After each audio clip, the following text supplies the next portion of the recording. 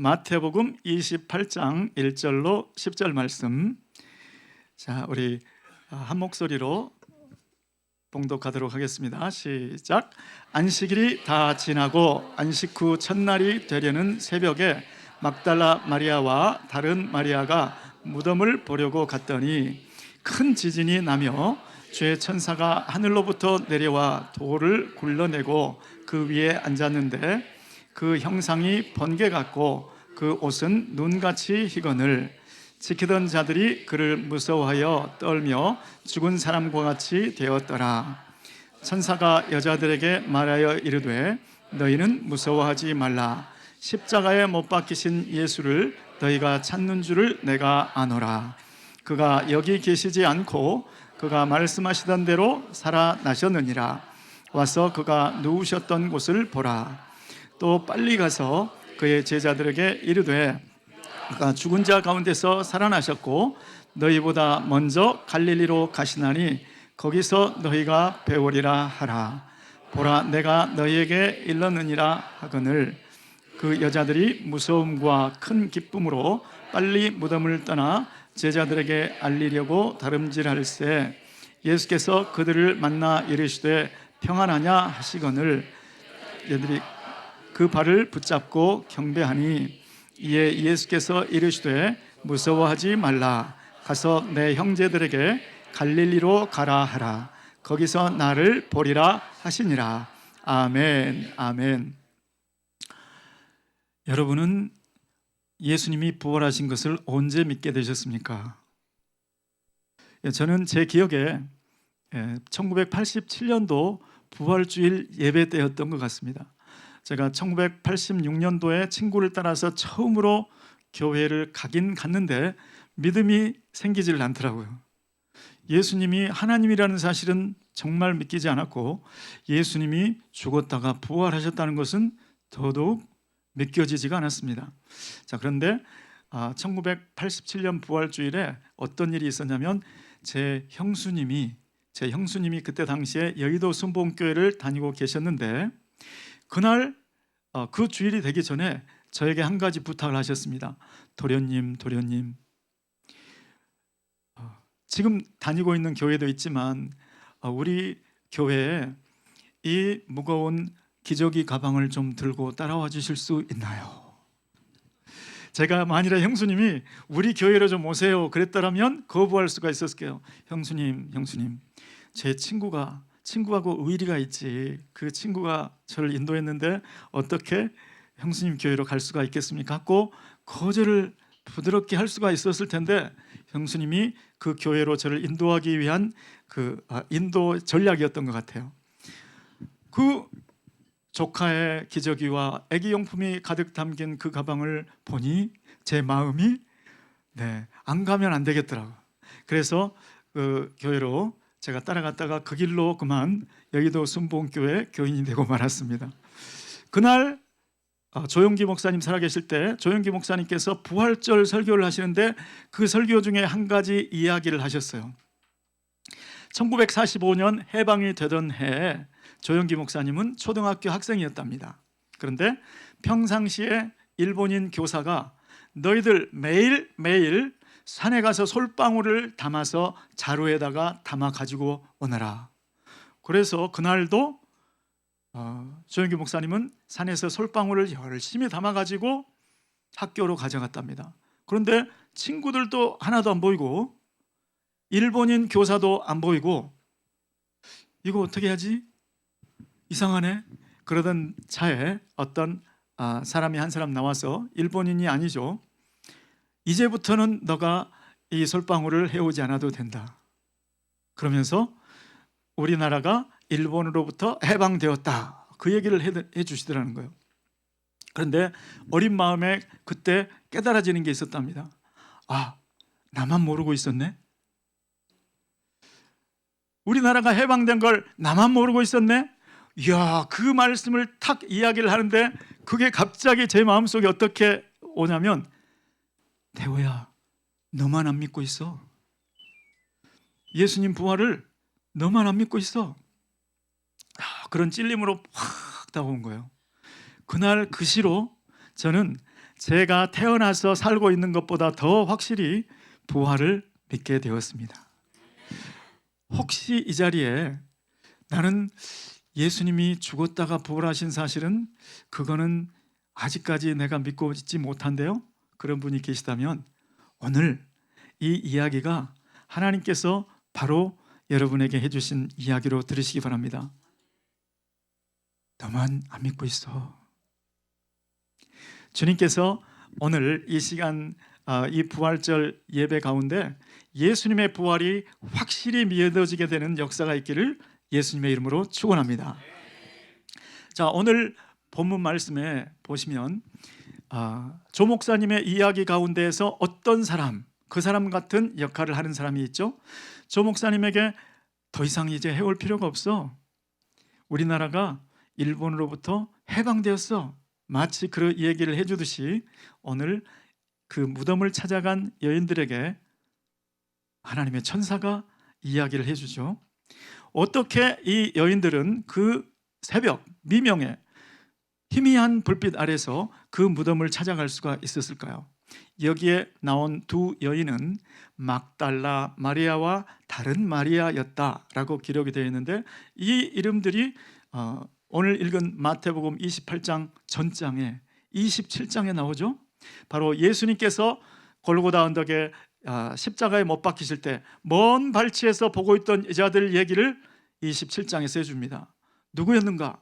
먼 발치에서 보고 있던 여인들, 그들은 누구였는가? 멀리 갈릴리에서부터 예수님과 예수님의 일행을 돌봐주던 그 여인들, 그 여인들 이야기하면서 막달라 마리아와 다른 마리아와 살로메와 이런 이야기들이, 이름들이 거기에 나옵니다. 자, 그런데 예수님께서 십자가에 못 박혀 약 6시간 동안을 고통하는 그 모습을 다 볼 수가 없었던지 아마 몇 사람은 돌아간 것 같아요. 그런데 마지막에 이제 로마 병정이 창으로 옆구리를 찔러 물과 피를 다 쏟으신 그 예수님, 그 시체를 아리마대 요셉이 자기 무덤에다가 빌라도에게 요구를 해서 자기 무덤에다 갖다가 안치하는 그런 내용이 다른 복음서들을 종합해 보면 나오죠. 그런데 그 광경, 그 어떤 무덤인가? 그 무덤 앞에 가만히 지켜보는 두 여인이 있었다. 그 여인이 바로 막달라 마리아와 다른 마리아였다. 이렇게 기록이 되어 있습니다. 그러니까 전날 이 사람들은 예수님을 어디다가 두는지를 끝까지 지켜봤던 거죠. 그러니까 그 다음에 이제 해가 떨어지고 이제 안식일 되었으니까 안식일 때 움직이지 않았다가 안식일이 끝나고 바로 안식일이 땡 하고 끝나자마자 우리 향품을 사러 가자. 그래서 예수님의 시체에다가 바를 생각으로 향품을 구입해서 이제 빨리 새벽이 되어라, 빨리 날이 밝아라, 그러면 우리가 예수님의 보아두었던 그 무덤에 가서 예수님의 시체에다가 그 향품을 발라드리자. 이 두 여인의 마음은 어서 빨리 동이 텄으면 하고 생각했을 거예요. 동이 틀 무렵에 두 여인은 다시 만나죠. 그리고 예수님의 무덤으로 가죠. 그런데 가서 보니까 무덤 문은 열려 있고 그 안에 천사가, 번개 같은 형상을 한 그 천사가 거기에 앉아 있었다. 너무나 무서워서 쓰러질 뻔했는데 그 천사가 두려워하지 말아라. 너희가 십자가에 못 박히신 예수를 찾는 줄을 내가 알고 있다. 너희는 지금 십자가에 못 박히신 예수, 그러니까 여기 이 무덤에 누워있는 예수를 상상하고 왔었지. 그렇지만 그 예수님은 살아나셨다. 와서 여기 빈자리를 보아라 하고, 그 두 여인은 예수님의 부활에 대한 기사를, 예수님의 부활 이야기를 처음 들은 사람이 되었습니다. 그러니까 예수님의 부활 사건을 들은 사람인 거죠. 자, 그 천사가 이제 빨리 가서 예수님의 제자들에게 예수님이 부활하셨다고 알려주어라.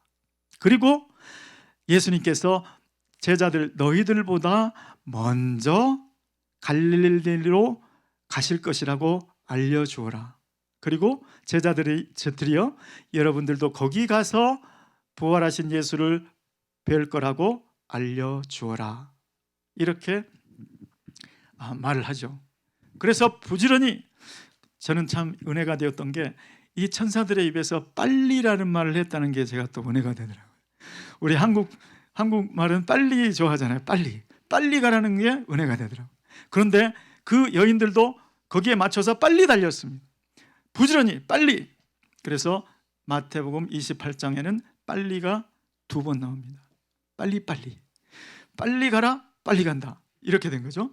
자, 그런데 그 예수님이, 부활하신 예수님이 지금까지는 부활에 대한 소식을 들은 사람들, 그 2 여인에게 직접 나타나십니다. 그리고 그 2 여인들은 예수님의 발 앞에 엎드려서 경배하고 그 발을 만져보죠. 부활하신 예수님을 처음 만난 사람, 처음 만져본 여인들, 처음 만나본 사람들은 남자가 아니라 여자였습니다. 또 사실은 예수님의 장사하심을 위해서 값비싼 향유를 드린 분도 남자가 아니라 여자였습니다. 그래서 그런지 이 자리에도 부활절 날 여성분들이 더 많은 것 같습니다. 아무튼 예수 그리스도께서 부활하신 그 모습을 처음 만난, 부활하신 예수를 처음 만난 사람이 여자였다는 사실. 그래서 비록 고린도전서의 15장에 보면 부활의 증인들이 쭉 나열이 되는데 거기에는 이름이 안 들어가 있어요. 거기에는 막달라 마리아와 또 다른 마리아의 이름이 나와 있지는 않습니다. 왜냐하면 그때 당시에 유대 문화가 여성의 증거는 법정에서 여성의 증언으로 받아주지를 않는 그런 상황이었으니까. 그렇지만 주님은 거기에 괴념치 않으시고 주님이 그 여인들에게 가장 먼저 만나주셨다는 사실. 왜 그럴 수 있었을까요? 그 여인들의 마음을 한번 생각해 보시기 바랍니다. 그 여인의 마음, 그 2 여인의 마음이 주님께 전달되지 않았겠습니까? 멀리서 예수님이 십자가에 못 박혀 고통스럽게 죽어가는 그 모습을 끝까지 지켜보고 있던 그 2 여인, 그리고 다른 여인들은 집으로 돌아가는데도 예수님이 어느 무덤에 안치되는지를 끝까지 지켜봤던 그 2 여인, 그리고 예수님이 못 박히시던 날, 그날 하루 안식일이 지나고 그 다음 안식일이 끝날 그 무렵에 땡 하고 예수님의 시체에 바를 향품을 샀던 그 여인들, 그 밤아 어서 새라, 동아 어서 터라, 이렇게 다음날 아침을 사모했던 그 여인들, 그 여인들의 그 마음은 주님의 마음을 감동시키시고도 남았을 거라고 저는 추측합니다. 그 예수님께서 안 만나 주실 수도 있었죠. 먼저 그냥 말씀하신 대로 갈릴리로 가셨을 수도 있었을 것입니다. 그런데 그 2 여인의 그 움직임을 새벽부터 주님이 다 보고 계셨을 거예요. 그 여인들 앞에 가장 먼저 만나 주셨습니다. 이렇게 주님의 부활의 증인은 주님의 십자가의 증인들, 주님을 끝까지 좇은 사람들, 그들이 주님의 부활의 증인들이 되는 줄 믿습니다. 저와 여러분도 주님을 섬기되 온 마음을 다하여, 주님의 몸된 교회를 섬길 때 온 마음을 다하여 끝까지 주님 섬기듯이 섬길 때에 주님의 손길, 주님의 임재, 주님의 역사를 체험하게 될 줄로 예수 그리스도의 이름으로 축복합니다. 나에게 맡겨주신 영혼들, 교회 안에서 나에게 맡겨주신 영혼들, 그 영혼이 때로 내가 참고 보아주기에는 너무 고통스러운 그런 사람들일 수도 있죠. 뺀질뺀질한 사람일 수도 있죠. 내 목원이, 내 가정교회 식구, 내가 돌보라고 주님께서 맡겨주신 영혼이 뺀질뺀질할 수도 있죠. 그러니까 십자가에 달려 돌아가시는 예수님의 그 고통스러워하는 모습을 끝까지 볼 수 없듯이 이 뺀질뺀질한 영혼도 내가 끝까지 볼 수 없을 것 같아 자리를 뜨고 일어나는 사람들 있을 수 있을 거예요. 그런데 나는 아니야. 이 영혼은 예수님께서 그렇게 고통스러워하며 죽어가실 때 주님께서 위하여 죽으신 영혼이야. 이 마음으로 끝까지 돌보는 것이 바로 이 두 여인의 마음인 줄로 믿습니다.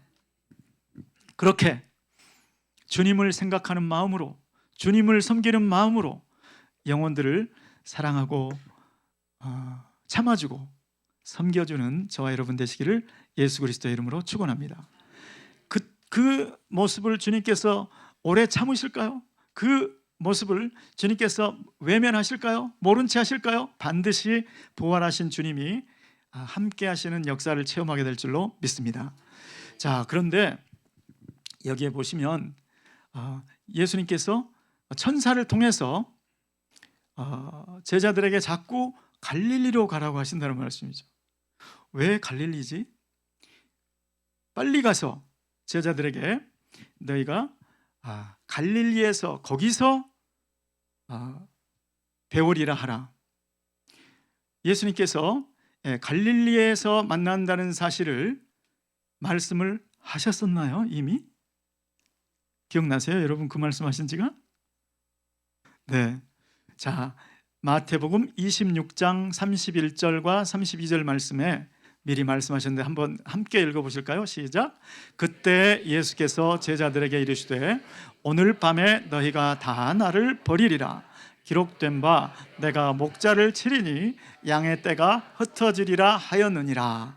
그러나 내가 살아난 후에 너희보다 먼저 갈릴리로 가리라. 이 말씀을 잠깐 그대로 띄워놓으시면, 이 말씀은 예수님께서 최후의 만찬 장소에서 만찬을 끝내시고 감람산으로 가시던 노중에서 하신 말씀이에요.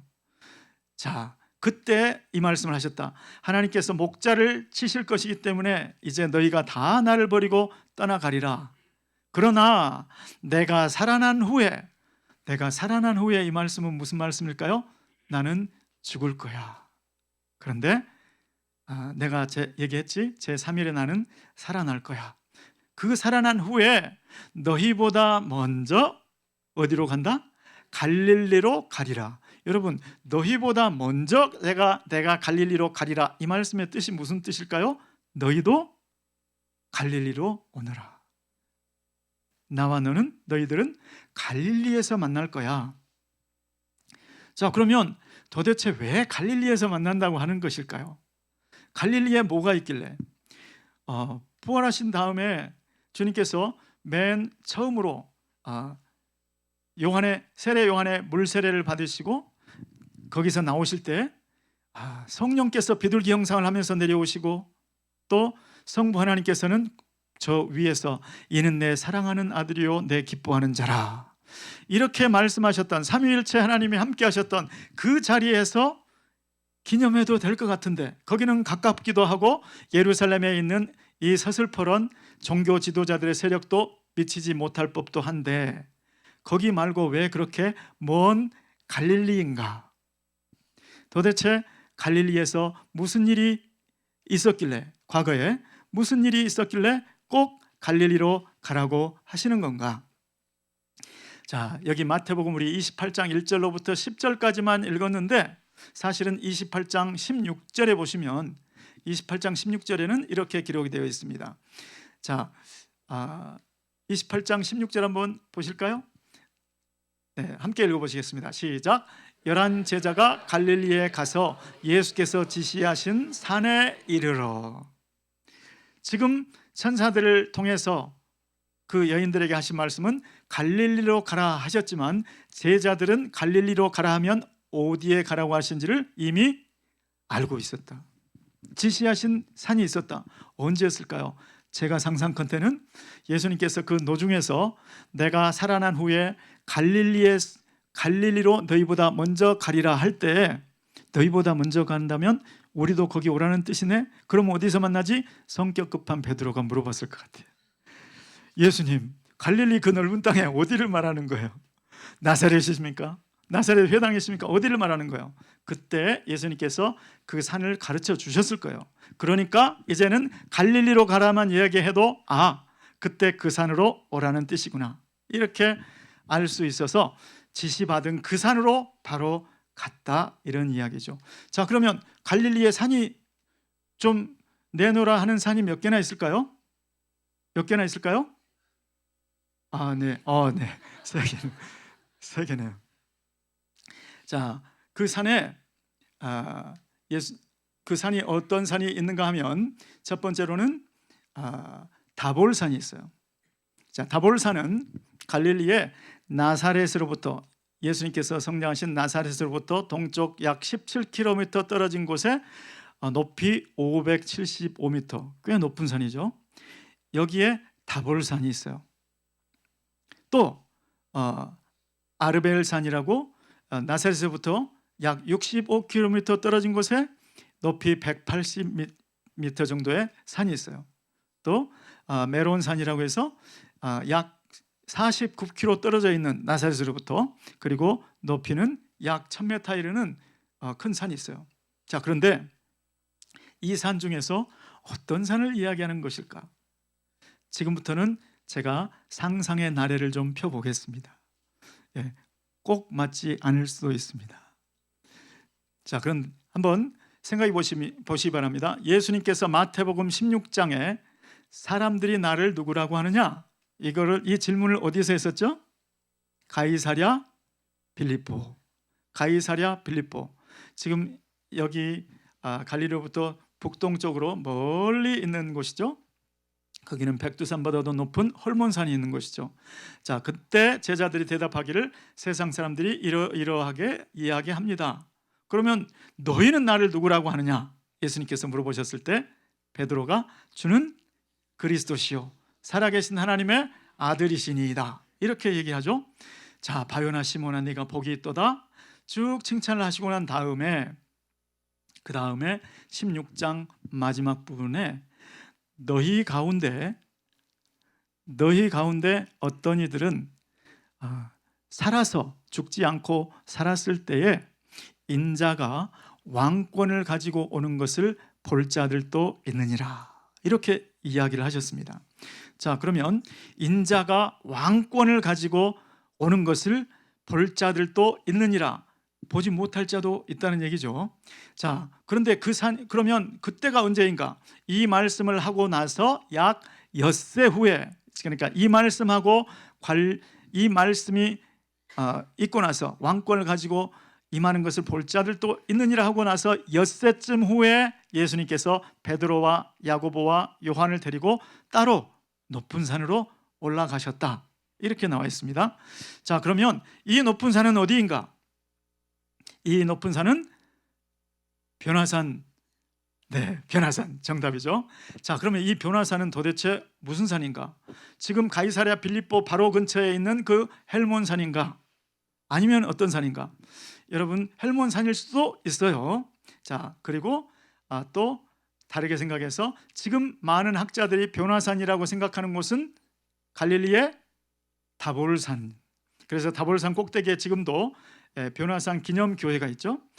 자, 그런데 그러면 그 가이사랴 빌립보에서부터 이 다볼산까지는 거리가 얼마인가? 직선 거리로 약 65km, 그리고 도로를 따라 계산해 보면 약 90km. 그런데 하루에 보통 장정이 걸을 수 있는 거리가 그때 당시에 기준으로 볼 때 약 15km.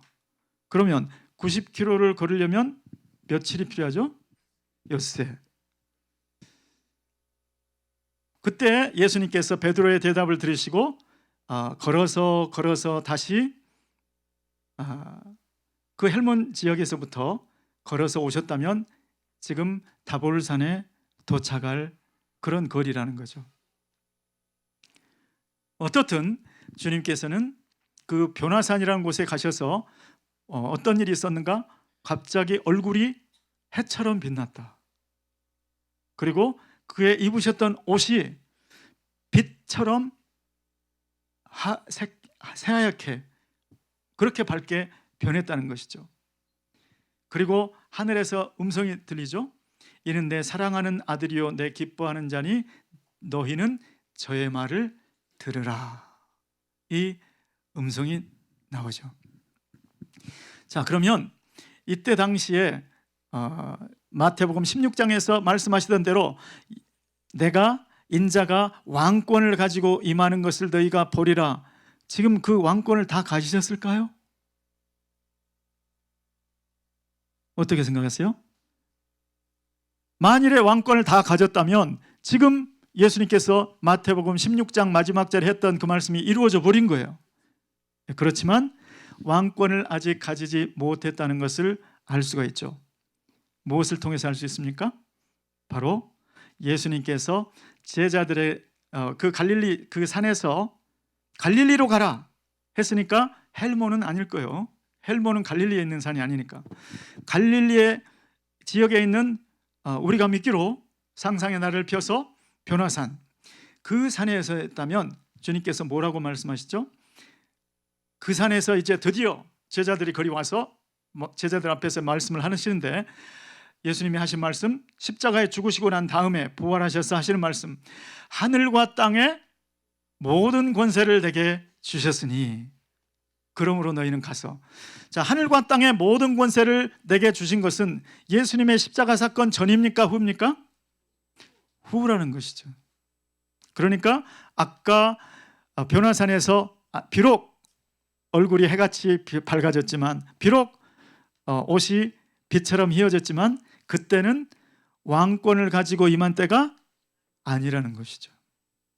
예수님께서 바로 십자가 고난을, 인자가 고난을 겪고 영광에 들어가야 할 것이 아니냐.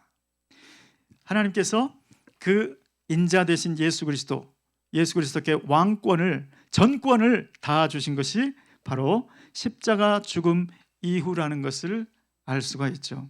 오늘날의 대통령제 나라를 한번 보세요. 민주주의 국가의 입법, 사법, 행정. 대통령은 입법, 사법, 행정의 모든 권한을 다 가진 분입니까? 아니죠. 행정부의 수반이죠. 행정부의 수반, 국가 원수, 국군 통수권자. 그렇지만 전체 다의 모든 권세를 다 가진 분은 아니죠. 그래서 왕이라고 하지 않고 대통령이라고 하는 거예요. 자, 그런데 이때 예수님은 하늘과 땅의 모든 권세를 다 내게 주셨다. 이분이 바로 왕권을 가지신 예수님인 줄 믿습니다. 사실은 십자가에 달리시기 전에도 예수님은 권세가 있으셨어요.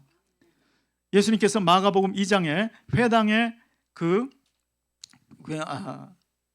중풍병자를 고쳐주시면서 내 죄가 사함을 받았도다. 그러니까 옆에 종교 지도자들이 참남하도다. 어떻게 사람이 죄를 사하겠는가? 하나님 외에 누가 죄를 사할 수 있겠는가? 그때 예수님께서 말씀하시죠. 인자가 땅에서 죄를 사하는 권세가 있는 줄을 너희로 알게 하노라. 예수님은 십자가 달려 돌아가시기 전에도 이미 권세가 있으셨습니다. 맞습니까? 또 예수님께서 아버지께서 원하는 자들을 살리심과 같이 아들도 자기가 원하는 자들을 살리시느니라. 그러니까 예수님도 죽은 자를 살리시는 권세가 예수님이 십자가에 달리기 전부터도 있었다. 그걸 알 수 있죠. 또 인자됨을 인하여 아버지께서 아무도 심판하지 아니하시고 그 아들 예수 그리스도, 그의 인자됨을 인하여 심판하는 권세를 다 누구에게? 아들에게 주셨다. 그러니까 사실 심판권도 권세도 예수님은 이미 가지고 계셨어요. 자, 그런데 이 권세들이 전부 모든 권세가 아니라는 거죠. 예수님께서 십자가에 달려 죽으시고 난 다음에 지극히 낮아지시니까 하나님께서 그를 다시 지극히 높여서 하늘에 있는 것이나 땅에 있는 것이나 땅 아래에 있는 모든 것들로 그 무릎을 예수의 이름 앞에 꿇게 하시고 모든 입술로 예수를 주라 시인하여 하나님께 영광을 돌리게 하셨느니라. 예수님을 지극히 높이신 줄 믿습니다. 그 말씀이 바로 하늘과 땅의 모든 권세를 다 이제는 예수님께 드렸다. 자, 그러면 오늘 설교 제목은 부활의 증인이면서 왜 지금 우리가 이 산에 가서 지금 여기 이 이야기를 하고 있는 겁니까? 목사님 설교 본문으로 좀 도와놔 주세요. 이렇게 걱정하시는 분들이 계신 것 같아요. 네. 그런데 여러분 그 산으로 다시 부르셔서 그 변화산 하나님의 말씀이 있었고 또 왕의 면모가 보여졌던 아직 왕권은 다 가지지 못하셨지만 십자가 전에 보이셨던 그 산으로 다시 부르셔서 예수님께서 이제 지상 위임령을 부활하신 후에 지상 위임령을 주시는데 하늘과 땅의 모든 권세를 내게 주셨으니 그러므로 너희는 가서 이전에 내가 십자가에 달리기 전에는 너희의 메시아로서 너희에게 명령하고 가르치고 너희를 제자 삼았었다. 그러나 지금은 십자가에 죽으시고 부활한 지금은 나는 온 우주의 왕으로서 너희에게 명령한다, 위임한다. 바로 이런 뜻이죠. 이제 왕으로서 하늘과 땅의 모든 권세를 다 가지신 그 왕으로서 너희에게 명령한다. 그렇기 때문에 너희는 가서 이제부터 땅에 있는 모든 족속으로 제자를 삼아라. 이렇게 말씀하시는데 그래도 목사님, 그래도 부활의 증인과 무슨 상관이 있습니까? 여러분, 예수님께서 창세기를 여러분 기억을 한번 떠올리시면 아브라함에게 하신 말씀을 한번 생각해 보세요. 너와 내 후손을 인하여 천하 만민이 복을 받으리라. 천하 만민이 복을 받는 그 권세는 누가 가지고 있습니까?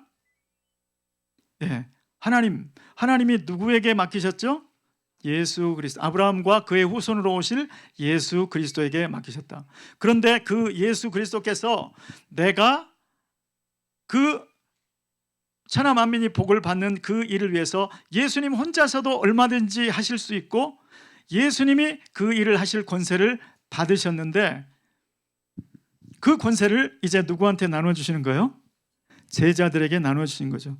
여러분, 제자들에게 하신 이 지상 위임령이 복잡하고 따분하고 부담스러운 명령이 아니고 실은 온 천하 만민에게 하나님의 복이 미치게 하는 축복의 통로, 복의 근원이 되는 역사인 줄 믿으시기 바랍니다. 또 예수님께서 심판하는 권세를 다 아들에게 맡기셨다, 이렇게 말씀하셨죠. 여러분, 심판하는 권세를 내가 다 받았다면 내가 물론 심판을 할 수 있죠. 그런데 내가 심판하는 권세를 누구에게 내 마음대로 나눠줄 수 있나요? 없죠. 심판하는 권세를 예수님께서 받으셨는데 심판하는 그 권세, 그 영광은 땅에 있는 모든 누구에게 있다? 성도들에게 있도다. 이게 성경에 나와 있는 말씀이잖아요. 그러니까 예수님께서 하늘과 땅의 모든 권세를 다 주셨다. 이 말씀 속에는 이제 모든 것을 다 예수 그리스도의 재량에 하나님께서 맡기셨다, 이 뜻인 줄로 믿습니다. 그래서 천하 만민에게 복을 주는 그 역사, 예수 그리스도의 제자가 되게 하고 성령을 받게 하는 그 역사를 제자들을 통해서 할 수 있도록 그 권세를 위임하는 장소를 왕권을 가지고 임하는 그 장소, 바로 변화산에서 그 역사를 이루신 줄 믿습니다. 그리고 지금 이 말씀은 이제 해야 될 것이 무엇인지를 나누어주는, 이 일을 맡겨주는 일이었죠. 예수 부활의 증인이 되게 해서 무엇을 해야 되는지 그것을 나누어주는 일이었습니다, 이 과정이. 자, 그런데 실제로 예수 그리스도의 증인이 되는 것은 어떻게 해야 증인이 되냐는 거예요. 자, 예수님을 만났으니까 물론 예수님이 부활하셨다는 것은 증거할 수 있습니다. 그렇지만 이것은 예수 부활의 사실을 증거하는 증인이죠. 맞습니까? 자, 그런데 예수님께서 이제 승천하시기 전에 또 한 말씀을 하시죠. 바로 사도행전 1장 8절 말씀. 우리 한번 다 함께 읽어보실까요? 시작. 오직 성령이 너희에게 임하시면 너희가 권능을 받고 예루살렘과 온 유대와 사마리아와 땅끝까지 이르러 내 증인이 되리라 하시니라. 아멘. 내가 무엇을 해야 되는지 그 일은 알았지만, 내 과제는 알았지만 그 일을 행할 수 있는 능력은 아직 그 능력은 너에게 없다는 것이죠. 내가 무슨 일을 해야 되는지 그 과업은 받았는데 그 과업을 이룰 능력은 아직 받지 못했다. 그런데 그 능력은 어떻게 받는 거다? 그 부활의 증인은 어떻게 되는 거냐고 말씀하시냐면 두 글자로 성령. 부활의 주, 부활하신 주 예수 그리스도의 영, 그 성령이 너에게 임하셔야 너희가 권능을 받고 비로소 예수의 증인이 될 수 있는 것이다 라고 말씀을 하시는 것이죠. 그러니까 주님의 부활의 사실의 증인은 그 여인들도 증인이었다. 그렇지만 예수 부활이 무엇을 의미하는지, 예수 부활의 그 능력, 예수 부활 생명의 그 역사, 이거를 증거하기 위해서는 성령을 받지 않고는 할 수가 없었다. 그래서 예수님께서 이제 부활의 증인, 주님께서 정말 원하시는 부활의 증인, 이거는 부활의 사건을, 소식을 전달해주는 전달자로서의 증인이 아니라 예수 생명, 예수 이름의 능력을 전달할 수 있는 그러한 자가 진정으로 예수 부활의 증인인 줄 믿습니다. 그것을 위해서 주님께서 성령을 기다리라고 말씀을 하셨고, 그리고 약속하신 성령이 오셨던 거죠.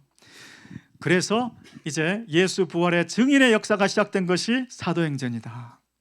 저는 예수 부활의 증인 그러면 떠오르는 이미지가 몇 개 있습니다.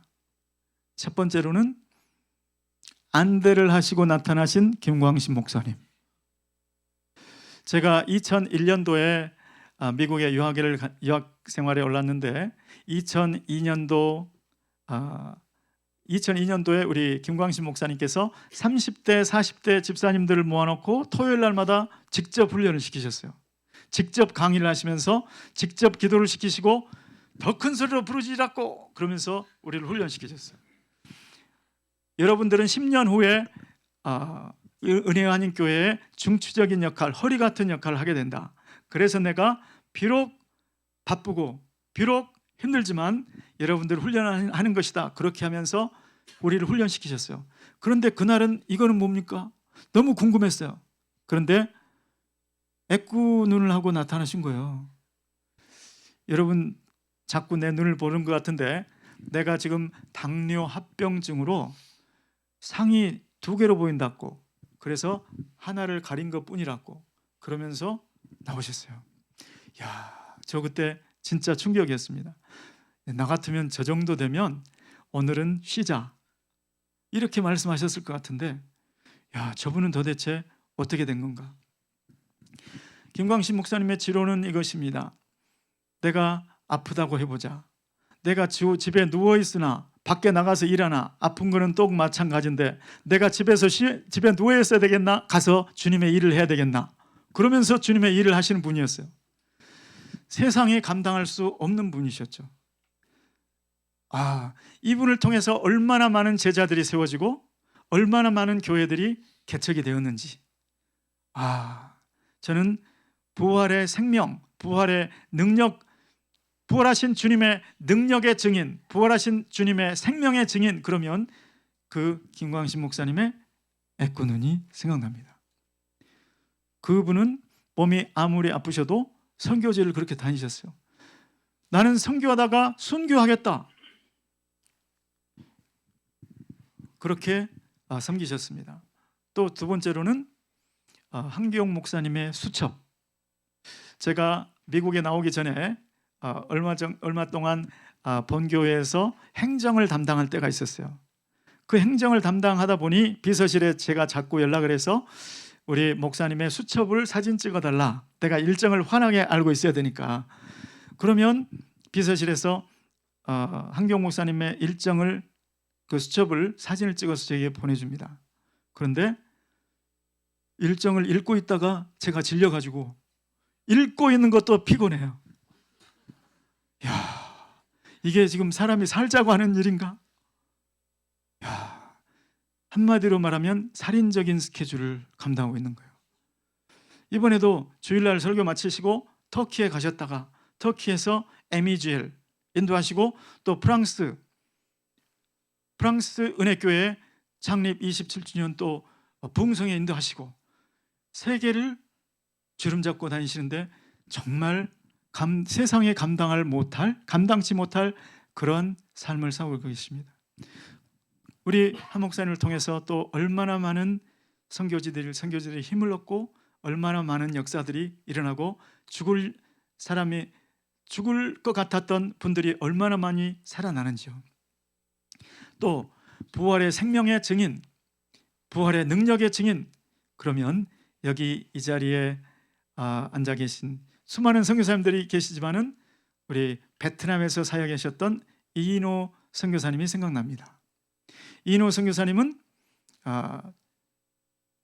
베트남에 선교를 가셨는데 도시대에서 선교를 하신 게 아니고 산족의 선교를 하셨어요. 산족은 누구입니까? 베트남 주류 사회에서 주류 민족들한테 떠밀려 간 소수 민족들이죠. 그 소수 민족들이 사는 산지다 보니까 길이 제대로 있겠습니까? 오토바이를 타고 다니시면서 선교를 하셨다. 그런데 어느 날 내려오다가 그만 오토바이에서 떨어지셔서 계곡물에 풍덩 빠지셨다. 그런데 어쩜 그렇게 교묘하게도 뱀 한 마리가 자기 몸을 휘감았다. 점점 조여온다. 여러분 같으면 어떻게 하겠습니까? 내가 칼을 가진 것도 아니고 얼마나 놀라셨을까요? 그런데 이 만져보니 이게 물 속에서 얼마나 미끄러워요. 그래서 순간적으로 하나님께서 지혜를 주셔서 러닝 그거를 살아있는 뱀의 머리에 뒤집어 씌우고 머리를 물었다. 아니, 뱀이 사람을 물었다고 하는 얘기는 들어봤어도 사람이 뱀을 물었다고 하는 얘기는 저는 처음 들었어요. 그렇게 해서 그 뱀이 자기 몸을 묶고 있던 것을 풀어줬다. 그래서 살아서 또 그 지역에를 또 들어갔다. 이거 세상에 감당할 수 없는 사람 아닙니까? 바로 이 정신이 부활의 증인, 예수님이 부활하셨다고 그 사실을 전달하는 증인 말고 예수님의 부활이 우리에게 무엇을 말씀하시는지, 예수 생명, 예수 부활의 능력이 무엇인지를 전달하는 참된 부활의 증인의 모습인 줄 믿습니다. 오늘 부활주의를 맞이한 저와 여러분에게 주님은 어떤 말씀을 하실까요? 나는 사랑하는 아들아, 나는 내가 나의 부활을 증거하는 증인의 삶을 살기를 바란다. 아직 예수의 부활을 모르는 자들, 예수의 부활을 믿지 못하는 자들에게는 물론 예수님이 부활하셨다고 사실을 가르쳐주는 그 부활의 증인도 필요할 거예요. 그런데 지금 예수님은 알아도 하나님의 능력은 알지 못하고 예수님의 부활을 들었어도 부활의 생명, 부활의 능력을 알지 못하는 수많은 사람들에게 주님은 우리가 예수 부활의 생명, 예수 부활의 능력의 증인이 되기를 원하시는 줄 믿습니다. 어떻게 그게 가능할까요? 저는 내가 예수를 알지 못했을 때 내 삶은 이랬는데 나는 예수를 알고 나서 나는 예수 그리스도에게 사랑에 빠졌다. 그리고 나는 예수 그리스도께 내 인생을 드렸다. 그리고 나는 예수 그리스도께서 그렇게 사랑하신다는 영혼들을 위하여 그 베트남의 산지에도 나는 찾아 들어갔고 나는 거기에 뱀에 휘감겨서 물속에 빠져 죽을 뻔했지만 주님께서 주시는 지혜와 용기로 그 뱀을 물고 다시 살아나서 다시 그 지역에 또 들어가게 되었다. 이러한 간증이 예수 부활의 능력의 증인이 되는 간증인 줄 믿습니다. 그러니까 내 삶에 있는 어떤 어려움, 나에게 있는 질병 그것도 예수 부활의 능력을 증거하는 통로가 되는 줄 믿습니다. 생각을 바꿔야 될 거예요. 이것이 저는 미국에 있을 때 암이 온몸에 퍼져서 이제는 안 됩니다. 이제는 어떻게 할 수가 없네요. 예. 절망적인 얘기만 의사들은 하죠. 책임을 회피하려고 그러는지 이거는 뭐 늦은 거예요. 이제 온몸에 다 퍼졌습니다. 예, 그렇게 말하던 사람들도 예수의 이름을 의지하고 함께 기도했을 때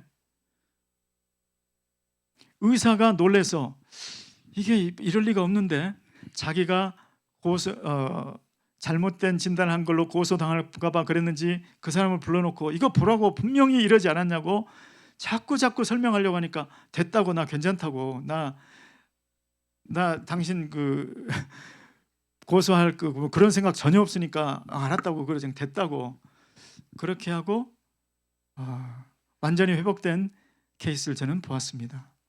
주님의 이름은 살아계신 부활의 주님이십니다. 예수님은 부활하셨습니다. 예수의 이름을 의지하는 자, 부활의 능력에 예수의 이름을 의지하는 자는 닥터들도 놀라고 어떻게 이런 일이 있을 수가 있나, 이러한 역사들이 있는 줄 믿습니다. 내가 용서할 수 없는 어떤 사람이 있다고 해봐요. 그러면 이것이 어떻게 예수 부활의 능력, 예수 부활의 생명을 증거하는 통로가 될 수 있겠습니까? 내가 이전 같았으면, 내가 예수를 알지 못했을 때는 나는 이런 사람을 용서할 수가 없었어요. 나는 용서할 수 있는 사람이 아니었어요. 그런데 그 예수님이 자꾸 용서하라고, 내가 용서할 힘을 줄 테니까 너는 가서 그에게 용서한다는 걸 고백해라, 네가 먼저 손을 내밀어라, 자꾸 내 속에서 그러니까 내가 가서 화해의 악수를 내밀었더니 결국 자기가 잘못했다고, 그동안에 당신을 너무 내가 억울케 했다고 그러면서 오히려 그분이 사과하는 그런 역사를, 지금 여러분들, 이게 제 감정이 아니고 지금 여기 이 자리에 앉아 계신 어떤 분의 감정이에요. 여러분, 이것이 부활의 예수, 부활하신 예수의 능력을 증거하는 증인의 삶인 줄 믿습니다. 내가 어떤 경제적인 어려움이 있다고, 어떤 큰 어려움이 있다고 한번 생각해 보세요. 이 세상에는 문제 안 가진 사람이 없죠. 그런데 그 문제에 대한 태도가 부활하신 주님을 만난 사람과 만나지 않은 사람의 태도가 다를 뿐이죠. 여러분, 부활의 주님이 이 세상에 오셔서 마귀의 일을 멸하셨다, 그리고 그렇게 말씀하셨죠. 그런데 그 예수님의 눈에 이 세상의 수많은 사람들이 어떻게 보였을까요? 히브리서의 말씀에 보시면 죽기를 무서워함으로 일생에 매여 종로로 타는 자, 이렇게 보이셨다는 거죠. 예수님의 눈에 보시기에 이 안타까운 일을 어떻게 하면 좋지? 이 세상의 모든 사람들이 죽기를 무서워함으로 일생에 사망 권세 가진 사탄의 종노릇을 하고 있다니, 하나님의 눈으로 보면 세상 사람들이 그렇다는 거죠. 자, 예수 부활의 증인의 눈으로 보면 이 세상 사람들이 그렇게 불쌍하다는 거죠. 저 사람도 사탄에 매여 죽기를 무서워함으로 매여서 종노릇 하고 있구나, 이렇게 불쌍한 생각이 든다는 거죠. 또 반대로 이 세상 사람들이 보기에는, 아직 부활하신 예수님을 만나지 못한 사람들이 보기에는, 부활하신 예수를 만난 사람들이 그래서 예수의 능력으로 사는 사람들, 예수의 부활하신 예수의 영, 성령의 소욕대로 사는 사람들이 어떻게 보일까요? 이상한 사람으로 보이는 거죠. 저 사람들은 죽기 위해서 사는 사람 같아, 죽는 자리를 찾아다니는 사람 같아, 이렇게 보인다는 거죠. 제가 우리 김광식 목사님을 이해하지 못했을 때 제 눈에 김광식 목사님이 그렇게 보였죠. 너무 과한 거 아닐까? 꼭 저렇게 믿어야 되나? 저는 오늘 우리 주님께서 저와 여러분에게 태호야, 너는 부활의 증인의 삶을 살아라, 저는 그렇게 말씀하고 있다고 믿습니다. 부활의 증인에는 두 가지 수준이 있다. 하나는 예수 부활하셨네 사실을 증거해주는 부활의 증인이 있고, 물론 이 증인도 필요하지. 그런데 나는 네가 부활하신 예수의 생명, 부활하신 예수 그리스도의 능력을 증거하는 그런 수준의 증인이 되기를 원한다. 이렇게 저는 저와 여러분에게 주님 도전하신다고 믿습니다. 여러분, 어떻게 그게 가능할까요?